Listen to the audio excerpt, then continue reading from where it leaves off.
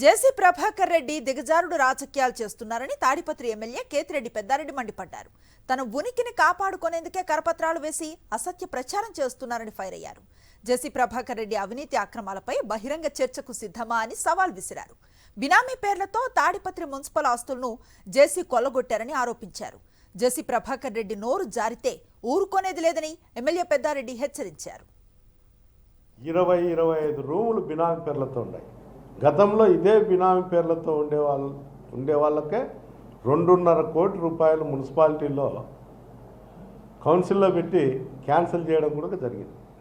అంటే ఎంత నీచమైన వ్యక్తులో ఒకసారి తాడిపత్రి ప్రజలంతా కనుక్కోవాలి. అంటే అతను చెప్పేది నిజమా అబద్ధమా, లేకపోతే ఏం జరుగుతుంది అనేది క్లారిఫై చేసుకోవాలి. అంటే పద్దెనిమిది లేస్తే నాకు అంత ఓపిక లేదు.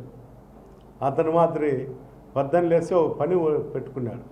ప్రజల్లోకి పోరు కానీ మీడియానో యూట్యూబ్ ఛానళ్ళలోనో ఒక 5-6 మందిని వ్యక్తులను పెట్టుకొని అడ్డం వచ్చినట్లు అందరి మీద రెచ్చగొట్టే దొరలతో మాట్లాడతా వాళ్లకు తెలుగు కూడా మాట్లాడరాని భాషతో మాట్లాడిస్తాను. అంటే నీ బతుకు గురించి అందరికీ తెలిసే నువ్వు కూడా మాట్లాడతావు. నీ చేతనైతే మున్సిపాలిటీ డెవలప్ చేస్తాడా అని చెప్తాను. ఈ రోజు కూడా నేను మున్సిపాలిటీకి నువ్వు టెండర్లు పిలుచా అని అబద్ధం చేసి కమిషనర్లకు చెప్పి నేను వర్కులు చేయించిన కమిషనర్ అందు చేర్చంటే ఈ రోజు కూడా డ్రైనేజ్ క్లీనింగ్లు నేనే చేస్తాను. ఈరోజు నేను కూడా శాలరీలు ఇస్తాను 10 మందికి.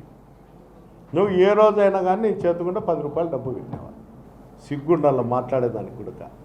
నీకు సిగ్గు రోషం ఉంటే నువ్వు ఖచ్చితంగా అమృత స్కీమ్ మీద నువ్వు కౌన్సిల్ పెట్టి నువ్వు ఇన్సెల్ వేసి టెండర్ విలంపుకో. నువ్వే కావాలంటే టెండర్ వేసుకో. ప్రజలకు మేలు చేయాలనే ఆలోచన నీలో ఉండాలి. కానీ నువ్వేందో జిమ్ముక్కులు చేసి ఎదుటివాని డైవర్ట్ చేసి ఏదో రూపంలో నువ్వు లబ్ధి పొందాలని చూస్తే ఎవరు ఇక్కడ తాడిపత్రి ప్రజలు అందరూ కనుక్కున్నారు. అందరికి కూడా పరిజ్ఞానం ఉంది. గతంలో మాదిరి నువ్వు ఒకరిని శాసించుతే భయపడి ఓరుకునే పరిస్థితి ఈరోజు తాడిపత్రి ప్రజల్లో లేదు. ఈరోజు అందరూ చైతన్యవంతులైనారు. దయచేసి జిమ్ముక్కులు చేసి ప్రజలను మొబ్బిపెట్టి ఏదో రూపంలో నువ్వు లబ్ధి చెందే రోజులు అయితే పోయినాయి.